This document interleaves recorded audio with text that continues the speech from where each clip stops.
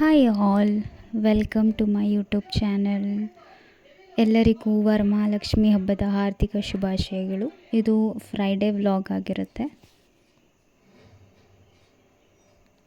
ನಾವು ವರಮಹಾಲಕ್ಷ್ಮಿ ಹಬ್ಬನ ಏನಷ್ಟು ಗ್ರ್ಯಾಂಡಾಗಿ ಮಾಡಲ್ಲ, ಬಿಕಾಸ್ ನಮ್ಮ ಮನೇಲಿ ಕಲಶ ಎಲ್ಲ ಏನು ಕೂರಿಸಿ ಮಾಡೋ ಸೆಲೆಬ್ರೇಷನ್ ಎಲ್ಲ ಏನೂ ಇಲ್ಲ. ಸಿಂಪಲ್ಲಾಗಿ ಜಸ್ಟ್ ಪೂಜೆ ಮಾಡಿಬಿಟ್ಟು ಹಬ್ಬಕ್ಕೆ ಏನೇನು ನಾರ್ಮಲಾಗಿ ಸ್ವೀಟ್ ಗೀಟೆಲ್ಲ ಮಾಡ್ತೀವೋ ಅದು ನಾರ್ಮಲಾಗಿ ಮಾಡಿ ಡೇನ ಎಂಡ್ ಮಾಡ್ತೀವಿ. ಹಸ್ಬೆಂಡ್ ಸೈಡಲ್ಲಿ ಯೂಶ್ವಲಿ ನಾವು ಕಲಶ ಎಲ್ಲ ಕೂರಿಸಲ್ಲ. ನಾರ್ಮಲ್ ಪೂಜೆ ಇರೋದ್ರಿಂದ ಈ ಥರ ದೇವ್ರ ಮುಖವಾಡ ತೊಗೊಬಂದು ಪೂಜೆ ಎಲ್ಲ ಮಾಡೋದೆಲ್ಲ ಏನೂ ಇಲ್ಲ, ಸಿಂಪಲ್ ಪೂಜೆ ಅಷ್ಟೆ. ನಾನು ಬೆಳಿಗ್ಗೆ ಚಿಯಾ ಸೀಡ್ ಬದಲು ಗ್ರೀನ್ ಟೀ ಕುಡಿಬೋದು ಅಂದ್ಬಿಟ್ಟು ಗ್ರೀನ್ ಟೀ ಕುಡಿತಾ ಇದ್ದೀನಿ. ಇದು ಗಿರ್ನಾರ್ದು ಗ್ರೀನ್ ಟೀ ತುಂಬ ಅಂದರೆ ಸ್ವಲ್ಪ ಕಹಿ ಇದೆ, ಬಟ್ ಸ್ಟಿಲ್ ತುಂಬ ಅದರಲ್ಲಿ ಹರ್ಬ್ಸ್ ಇರೋದ್ರಿಂದ ಚೆನ್ನಾಗಿದೆ ಒಂಥರ ಕುಡಿಯೋಕ್ಕೆ. ನೀವು ಟ್ರೈ ಮಾಡಿ. ಸೊ ಹಬ್ಬ ಆಗಿರೋದ್ರಿಂದ ನಾನು ಬೆಳಿಗ್ಗೆ 6 o'clockಗೆ ಎದ್ದು ಆ್ಯಸ್ ಯೂಶ್ವಲ್ ಮನೆ ಕಸ ಗುಡಿಸಿ ಮನೆ ಒರೆಸಿ, ಸೊ ಹಾಗೆ ಕ್ಲೀನಿಂಗ್ ಶುರುವಾಗ್ತಿದೆ. ಹಾಗೆ ಮನೆ ಕಸ ಗುಡಿಸ್ತಾ ಇದ್ದೀನಿ. ಫುಲ್ ಗ್ರ್ಯಾಂಡಾಗಿ ಮಾಡಿದ್ರೇ ಹಬ್ಬ ಅಂತ ಇಲ್ಲ, ಸಿಂಪಲ್ಲಾಗಿ ಮಾಡಿದ್ರೂ ಅದು ಹಬ್ಬನೇ.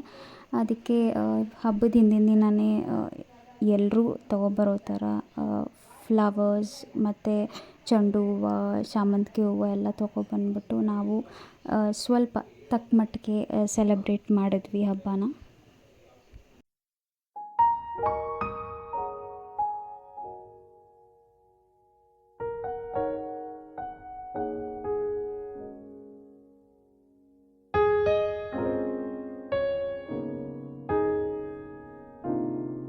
ಸೊ ದೇವರಿಗೆ ನೈವೇದ್ಯ ಮಾಡಬೇಕು ಅಂತ ಹೇಳ್ಬಿಟ್ಟು ನಾನು ಸಿಹಿ ಪೊಂಗಲ್ ಮಾಡ್ಕೊಳ್ತಾ ಇದ್ದೀನಿ. ಸಿಹಿ ಪೊಂಗಲ್ ಮಾಡ್ಕೊಳ್ಳೋಕ್ಕೆ ಫಸ್ಟು ಉಂಡೆ ಬೆಲ್ಲ ಏನಾದರೂ ಇದ್ದರೆ ಅದು ಸ್ವಲ್ಪ ಪೌಡ್ರ್ ಮಾಡಿಬಿಟ್ಟು ಈ ಪ್ಯಾನಲ್ಲಿ ಹಾಕಿ ಸ್ವಲ್ಪ ನೀರು ಹಾಕ್ಬಿಟ್ಟು ಅದನ್ನ ಕುದಿಯೋಕ್ಕಿಡಿ. ಸೊ ಎಲ್ಲ ಕರಗಬೇಕು, ಸ್ವಲ್ಪ ಬಾಯ್ಲ್ ಆಗಬೇಕು, ಆ ಪಾಕ ಬರೋವರೆಗೂ.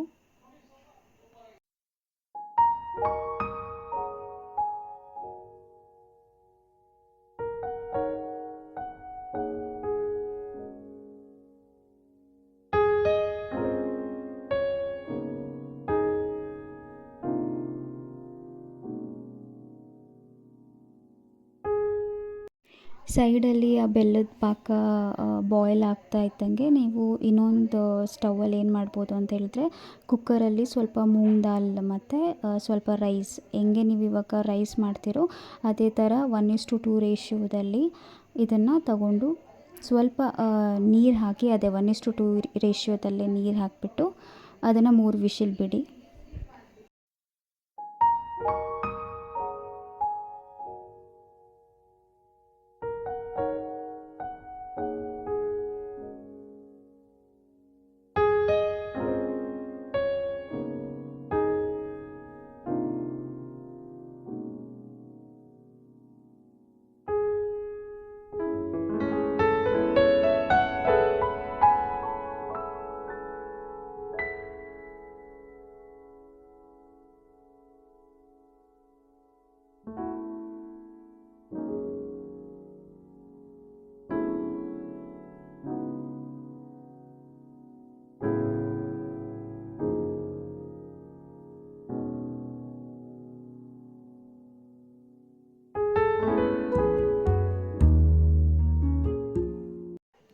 ದೇವ್ರ ನೈವೇದ್ಯ ಅಂತ ಮಾಡಾದಮೇಲೆ ಅಟ್ಲೀಸ್ಟ್ ನಾವು ತಿಂಡಿಗೆ ಏನಾದರೂ ಮಾಡ್ಕೋಬೇಕು ಅಂತ ನಾನು ಖಾರ ಪೊಂಗಲ್ ಮಾಡ್ಕೋತಾ ಇದ್ದೀನಿ. ಖಾರ ಪೊಂಗಲ್ ರೆಸಿಪಿನ ನನ್ನದು ಯೂಟ್ಯೂಬ್ ಚಾನಲಲ್ಲಿ ನಾನು ಆಲ್ರೆಡಿ ಅಪ್ಲೋಡ್ ಮಾಡಿದ್ದೀನಿ, ನೀವು ಹೋಗಿ ನೋಡಿ.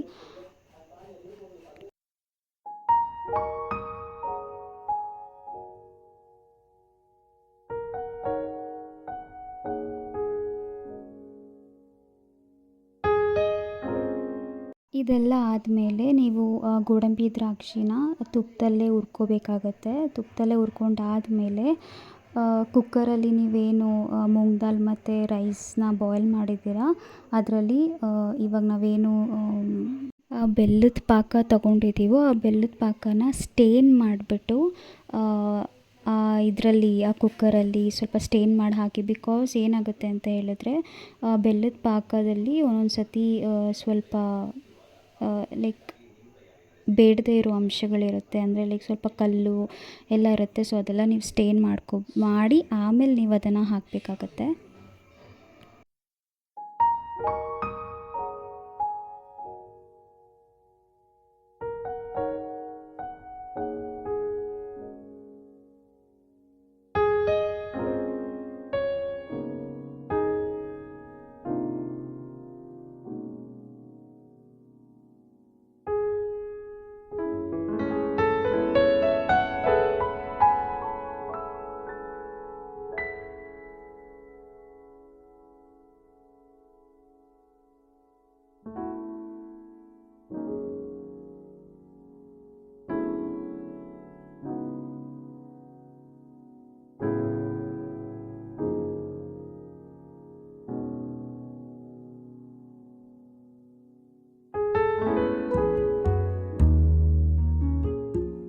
ಇದು ಸ್ವಲ್ಪ ಬಾಯ್ಲ್ ಆಗ್ತಿದ್ದಂಗೆ ಸ್ವಲ್ಪ ಏಲಕ್ಕಿನ ಪೌಡರ್ ಮಾಡ್ಕೊಂಡು, ಅಂದರೆ ಸ್ವಲ್ಪ ಕುಟ್ಟಿ ಪೌಡ್ರ್ ಮಾಡಿ ಅದರ ಮೇಲೆ ಸ್ವಲ್ಪ ಉದುರಿಸಿ, ಅದು ಫ್ಲೇವರ್ ಸ್ವಲ್ಪ ಚೆನ್ನಾಗಿ ಬರುತ್ತೆ ಅಂತ. ಅದಾದಮೇಲೆ ಸ್ವಲ್ಪ ಒಣ ಕೊಬ್ಬರಿ ಇಲ್ಲ ಹಸಿ ಕೊಬ್ಬರಿ ಇದ್ದರೂ ಪರವಾಗಿಲ್ಲ, ಅದನ್ನು ಸ್ವಲ್ಪ ಸ್ಮ್ಯಾಶ್ ಮಾಡಿಬಿಟ್ಟು ಅದ್ರ ಮೇಲೆ ಉದುರಿಸಿ ಸ್ವಲ್ಪ ಹೊತ್ತು ಸ್ಟಿರ್ ಮಾಡಿ.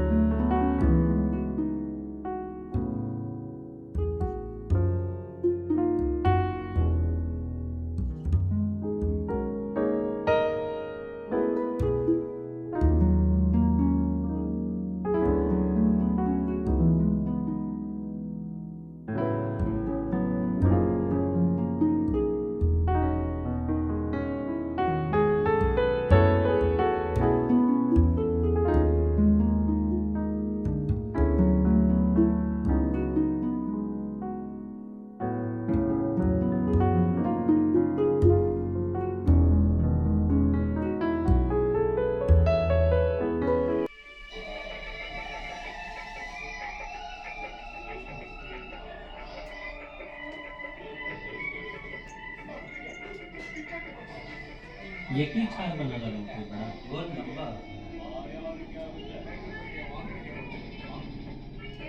मधुसूदन कामिनी गजलक्ष्मी सदपालय मां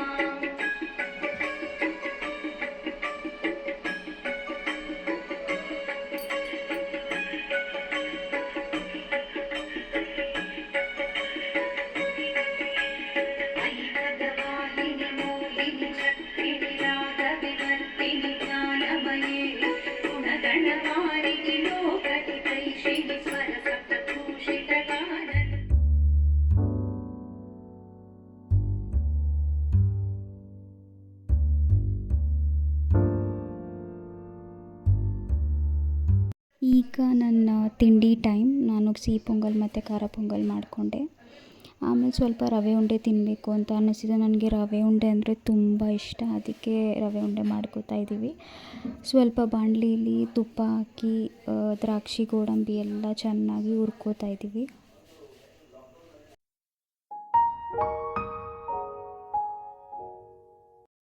ಇದಾದಮೇಲೆ ನಾನು ಏನು ಮಾಡ್ತಿದ್ದೀನಿ, ರೋಸ್ಟೆಡ್ ರವೆ ಬರುತ್ತಲ್ಲ, ಇನ್ಸ್ಟೆಂಟ್ ರೋಸ್ಟ್ ಆಗಿರೋದು ಮೊದಲೇ ಅದನ್ನೇ ಡೈರೆಕ್ಟಾಗಿ ಮಿಕ್ಸ್ ಮಾಡ್ತಿದ್ದೀವಿ. ನಿಮ್ಮ ಹತ್ರ ರೋಸ್ಟೆಡ್ ರವೆ ಇಲ್ಲ ಅಂತ ಹೇಳಿದ್ರೆ ನೀವು ನಾರ್ಮಲ್ ರವೆನ ಸ್ವಲ್ಪ ಹೊತ್ತು ರೋಸ್ಟ್ ಮಾಡಿಬಿಟ್ಟು ಆಮೇಲೆ ಇದ್ರ ಜೊತೆ ಸ್ವಲ್ಪ ಕಮ್ಮಿ ಫ್ಲೇಮಲ್ಲಿ ಇದನ್ನು ಹಂಗೆ ಸ್ವಲ್ಪ ಹೊತ್ತು ಹುರಿಬೇಕಾಗತ್ತೆ.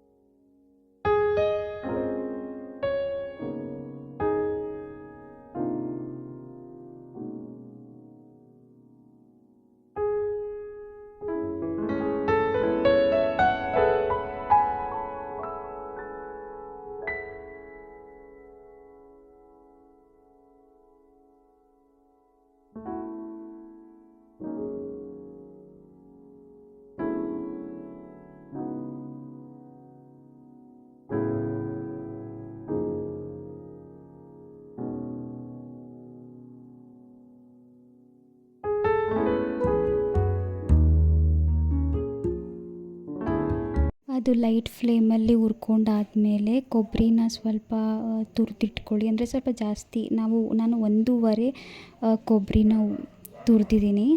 ಇದ್ರ ಜೊತೆಗೆ ಸ್ವಲ್ಪ ಏಲಕ್ಕಿ ಪೌಡ್ರನ್ನೂ ಇದರಲ್ಲಿ ಪೌಡ್ರ್ ಮಾಡಿಬಿಟ್ಟು ಹಾಕ್ಕೊಳ್ಳಿ.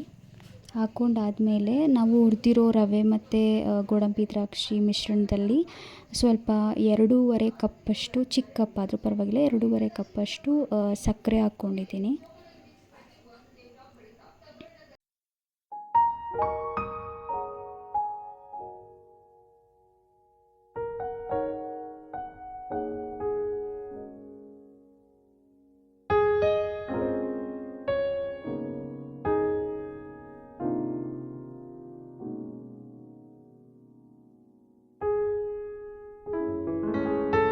ಆಮೇಲೆ ಸೈಡಲ್ಲಿ ಸ್ವಲ್ಪ ನೀರನ್ನ ಕುದಿಯೋ ಥರ ಬಾಯ್ಲ್ ಮಾಡ್ಕೊಳ್ಳಿ.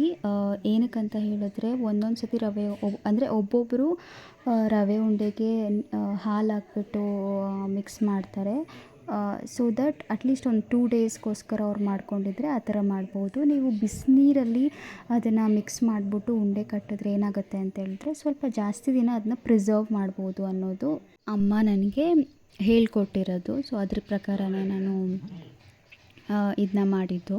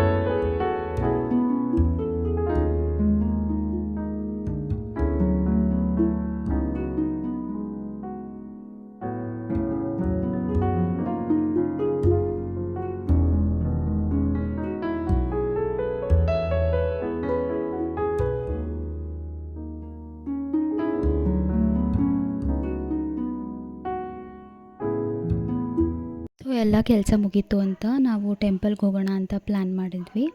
ಸೊ ಹಂಗೆ ಟೆಂಪಲ್ ಮುಗಿದು ಅಲ್ಲಿ ನನಗೆ ವ್ಲಾಗ್ ಮಾಡೋಕ್ಕೆ ಆಗಲಿಲ್ಲ, ಬಿಕಾಸ್ ತುಂಬ ರಶ್ ಇತ್ತು ಅಂತ. ಸೊ ನಾನು ಇಲ್ಲಿಗೆ ನನ್ನ ವ್ಲಾಗ್ನ ಎಂಡ್ ಮಾಡ್ತಾಯಿದ್ದೀನಿ. ನಿಮಗೆ ನೆಕ್ಸ್ಟ್ ವ್ಲಾಗಲ್ಲಿ ಸಿಗ್ತೀನಿ. ನೋಡಿ ಚೆನ್ನಾಗಿ ಅನ್ನಿಸ್ತು ಅಂತ ಅಂದ್ಕೊಳ್ತೀನಿ. Thanks for watching. ಬಾಯ್.